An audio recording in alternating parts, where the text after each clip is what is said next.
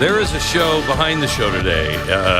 Wish those cameras would just keep going because it's showing my staff to be insubordinate. I understand they've already edited part of this show without my knowledge. And I'm not happy about it, Sarah. I'm not happy about it.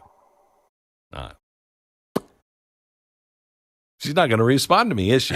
Okay. Well, Jason, welcome to the program. Thank you, Glenn.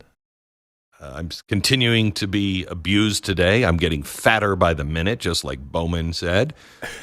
He has to deal with being called the N-word directly and indirectly, and that's why he has heart disease, diabetes, cancer. I would think it might be the food that he's shoving in his fat mouth, but apparently not. It's being called the N-word. You know, when I'm called all kinds of names, racist, sexist, anti-Semitic, homophobic, transphobic, Islamophobic. I've been called a Nazi every day for the last 20 years. And you know what I don't do? I don't go and record a song calling all my friends that. You know what I mean? Mm-hmm. I don't like it. And so I don't record music and then pump it out into society. I just don't do that. I don't do that. So could it be that word is something that is really, really horrible, but you've decided to embrace and then use as an axe to grind? I'm just saying. I think that word is really, really awful. Not like the word that was taken out of the show today, Sarah, without my knowledge nor permission. But, I mean, I'm sure you know the FCC rules much more than I do. I mean, if I was offended, I'm pretty sure a couple others might be too. You were not offended. You're drunk. Same thing. Same thing. I saw Sarah gain like 10 pounds and get skin cancer right off that one word. It was insane. Right off the bat. Well, you know what might help is maybe we could free the Holy Land 5. Have you heard the latest? First of all, we've got to play some of these. Let me see if I can find them here. Some of the latest comments from Mamdani, who is running to be the mayor of New York, and I predict will win, because New Yorkers are insane. But anyway, listen to him about his platform. Cut one. You're running on issues that are very relevant to people in New York City: the cost of housing, free busing. Some have projected, that this is the type of platform that would work in other parts of the country. I mean, you're a proud democratic socialist. Do you think that is a platform that would work for other candidates running in other parts of the country? Absolutely. I think ultimately this is a campaign about inequality. And you don't have to live in the most expensive city in the country to have experienced that inequality, because it's a national issue. And what Americans coast to coast are looking for are people who will fight for them, not just believe in the things that resonate with their lives, but actually fight and deliver on those very things. And part of how we got to this point was through the endorsements of Congresswoman Alexandria Ocasio-Cortez and Senator Bernie Sanders, who've been leading this fight against oligarchy across the country. And I think that in focusing on working people and their struggles, we also return back to what makes so many of us proud to be Democrats in the first place. Right. Communism. I think that's great. So, I hear all the time the talk about free bus fare. It's all over here in the heartland. It's all over. I've been hearing it from the farmers everywhere. They're like, what I want a candidate to talk about is free buses, because who's going to pay for that? Actually, no, I don't hear anybody who is actually working for a living and paying taxes talk about free bus fare, because that would raise their taxes. So I don't hear that. That's weird.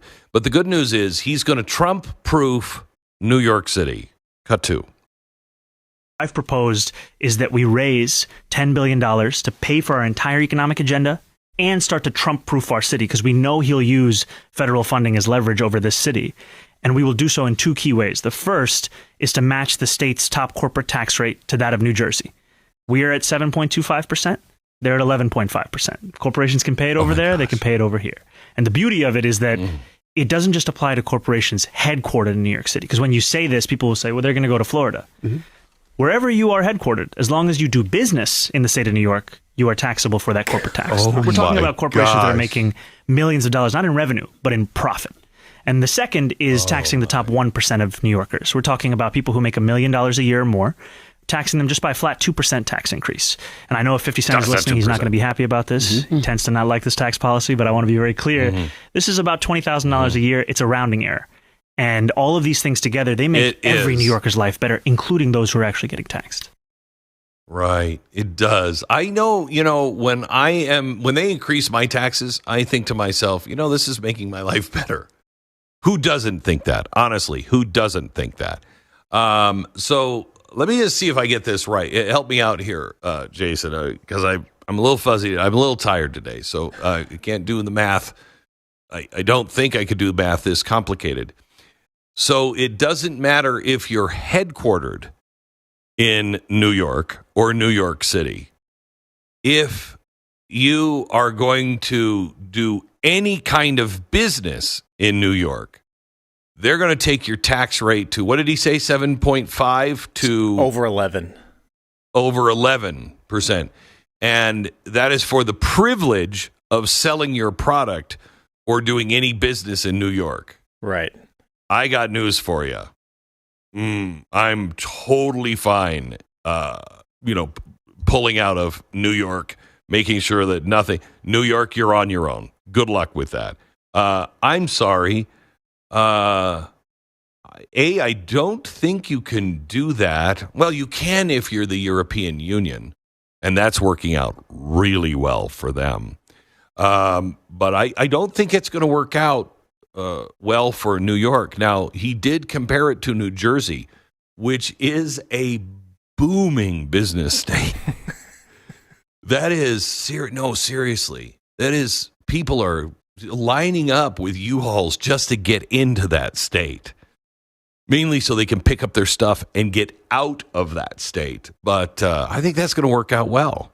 It's going to work out well. Oh, amazing. Yeah, and that's essentially, it's interesting you mentioned the European Union, because this is essentially what they were trying to impose through Green New Deal, Paris Accord type stuff. So basically, anybody that does business with company A will have the same restrictions as B, C, D, all down the line.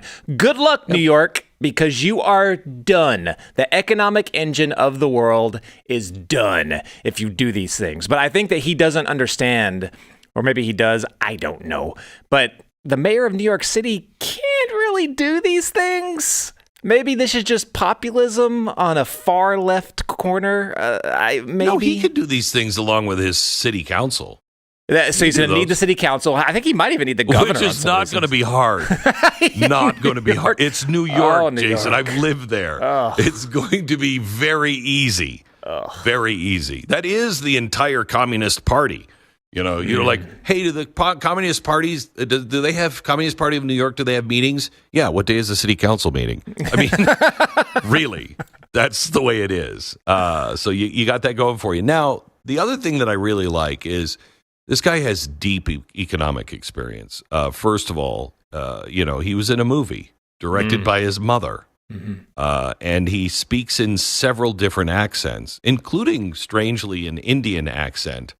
Where he sounds like, an Indian just off the boat. Do we have it? Yeah, go ahead, play this, please. Because I think that New Yorkers, more than they hate a politician they disagree with, they hate a politician they can't trust. On the subject of trust, you've adopted different speaking accents in different scenarios. But they go to their local bodega. Is there one that's real and one that's affected? What I would say is, as any immigrant knows, having been born in Kampala, Uganda, and then raised in South Africa and moving here when I'm 7 years old, is there are different parts of my life. Worldwide tour is a worldwide tour is a worldwide tour. Mamdani was talking about a worldwide press tour back when he was a rapper. Bring the flavor to the fish, bring the flavor to the rice. In a Disney movie directed by his mother.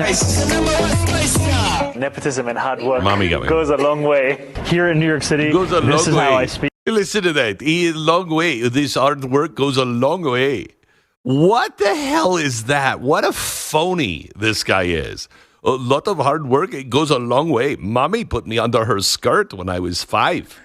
What is that? Now, he's lived all over the world. Well, I've lived all over the country. You know, I might say y'all once in a while, but I also might say you guys once in a while. I say soda, and I also say pop. Never soda pop, because that's just weird. But I say both of them. But I never say it like this. Ever. I mean, what? What is the deal with the fake accents from the Democrats? Why? It's like they have, I mean, I know they have no soul, but it's like they have absolutely nothing real inside of them. They're just like this shape. They're shapeshifters. That's why. They're actually lizard people who are shapeshifters. Don't say that out loud. Shh, it's just between us. You, me, and the other 11 million people. That's just us. Okay. Now, he also has made a big deal out of the Holy Land 5. And I want to get into that when we come back, because this one is really interesting. Who are the Holy Land 5? Well, they're his dogs. And I don't mean like he puts them on leash. I mean, hey, who am I to say? That's not wrong. Put people on leashes, make them bark like actual dogs. There's nothing wrong with that. You're perfectly normal. But they're his boys, the Holy Land 5. We're going to get into that one from his great rap number called, I don't know, crappy rap. I don't know what it was called, but it talks about his boys, the Holy Land 5. We're going to get into that in just a second. So let me play some of the super classic rap from Mamdani. Here he is. His little rap called Salam.